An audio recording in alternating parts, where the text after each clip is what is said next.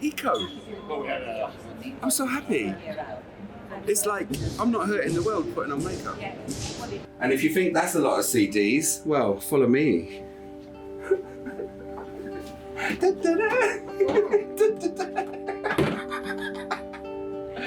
Love will win. Always. That's what kept me alive, I think.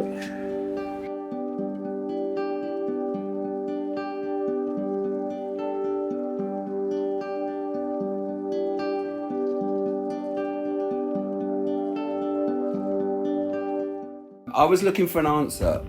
This was before cancer though. I was looking for an answer to everything.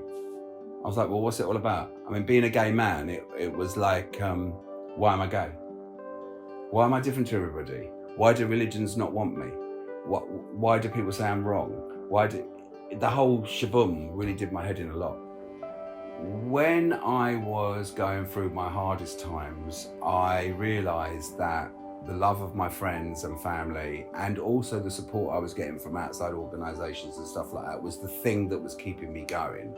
And I thought to myself, if I get through this, I'm going to do something to help other people. Everybody I spoke to at the time, in hospital appointments, in waiting rooms, all the cancer sufferers that I became friends with were going through the same stuff as me. And it was awful to hear they couldn't afford a new fridge, they were flooded, everything. It was all to do with money.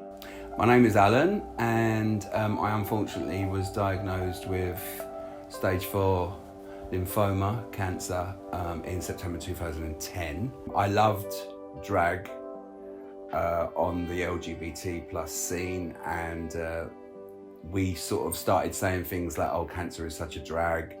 My friend Chris came to see me in hospital, and he got changed downstairs in the toilet and came up in a dress, wearing his boots and his moustache, and was like, oh, it's a drag, isn't it?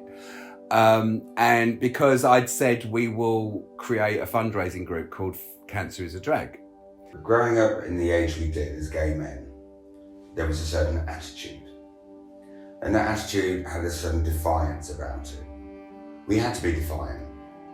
There was a lot of prejudice about homosexuality. We were dealing with AIDS, things like that. So there's always been that kind of attitude. So me going to the hospital and going to the toilet and putting a dress on, my wedges on, and then going to see Alan when he was in hospital was part of that attitude. And that's what gay brothers do. And Alan is my gay brother. We launched it on at London Pride, and we all dressed up as doctors and nurses, and we all looked really awful. Then drag was terrible, but it wasn't the point. It was awareness, and it was to say to people, we want to help people, because cancer is a drag and we want to lift them up.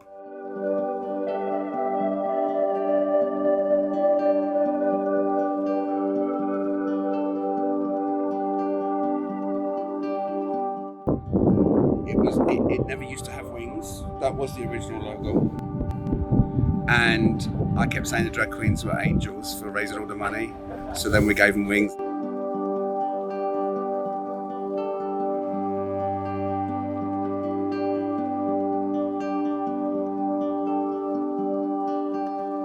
Please put your hands together for that lady of the hour, the fabulous Miss Stephanie Walker!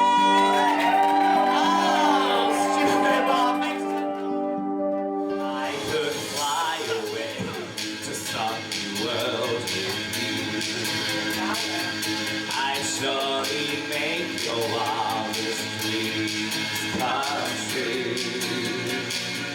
Yes, we could hold on to my wish, hold on tight. Fly away with me tonight. I know a place to go beyond the stars.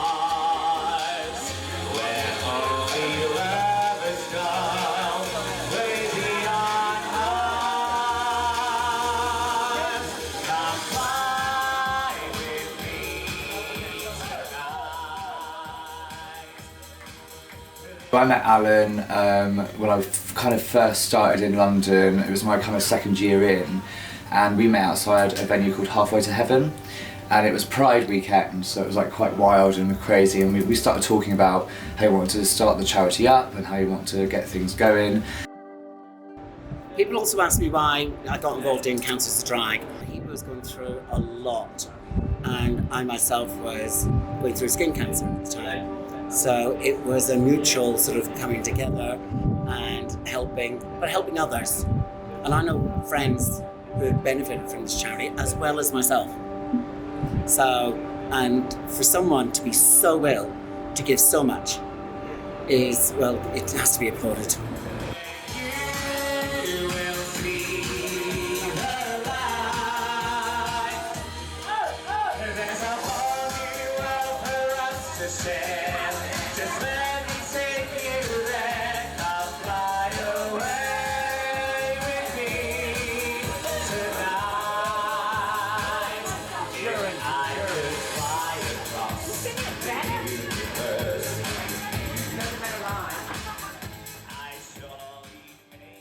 The raising of money wasn't about Alan. The raising of money was about cancer. And Alan setting up the charity wasn't about Alan. It was about providing financial support for people going through what he'd been through and was going through. A lot of the charities raise money for research, but they forget how devastating the financial consequences of having an illness like cancer can be. And that was the support that Alan's charity was aiming to provide. Actually, believe it or not, as much as money seems worthless, it's actually not. You really need finances to get you through certain situations, and that's how it is. If I can raise money and give it to someone else, that's it. Alan Bugg is here. Here's the gentleman.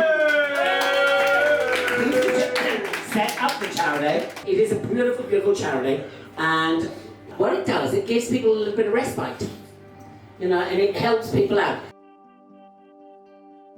We want to do big events 3 to 5 times a year, because we've moved on from the days of like doing a fundraiser every 2 to 3 weeks, standing in a pub, shaking a bucket. It's really hard work, and you feel like you're begging, and sometimes you feel like, you know, maybe you shouldn't be shoving your bucket in people's faces.